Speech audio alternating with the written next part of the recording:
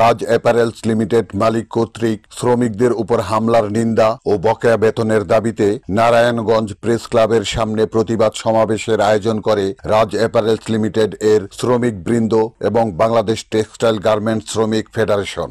আমি সবিনয় অনুরোধ জানাচ্ছি জেলা প্রশাসক এবং প্রশাসনিক কর্মকর্তা সবার কাছে আমাদের এই শ্রমিক ভাই বোনদের যাতে যে বকেয়া বেতন, এই বেতন এবং তাদের উপরে যে গায়ে হাত তুলেছে এটা সুষ্ঠু বিচার আমরা দাবি করছি।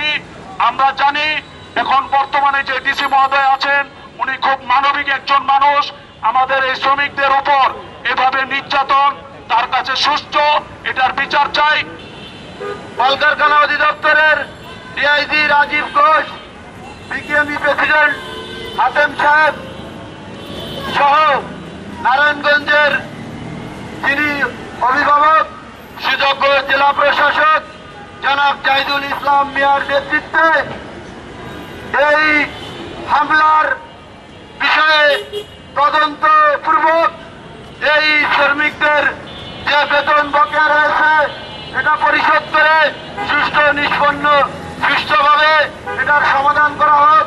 সমাবেশ শেষে শ্রমিক ও নেতৃবৃন্দ বিক্ষোভ মিছিল করে, যা শেষ হয় কেন্দ্রীয় শহীদ মিনার পাদদেশে। প্রশাসন জবাব চাই, গার্মেন্টস ব্যবসা করতে হলে আইন মানতে হবে, গার্মেন্টস ব্যবসা করতে হলে আইন মানতে হবে।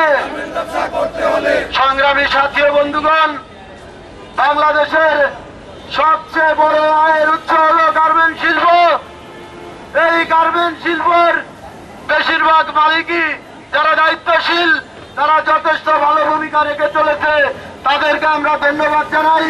পাশাপাশি যেসব দুর্নীতিবাজ মালিক শ্রমিকদেরকে নিয়ে তালবাহানা করছে, শ্রমিকদের বেতন নিয়ে তালবাহানা করছে, বাংলাদেশের শিল্পে অস্থিরতা তৈরির চেষ্টা করছে, তাদের প্রতি আমরা হুঁশিয়ার জানাতে চাই।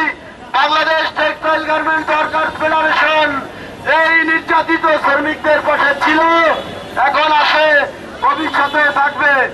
Report Shahjahan Chowdhury, NAN TV, Narayanganj.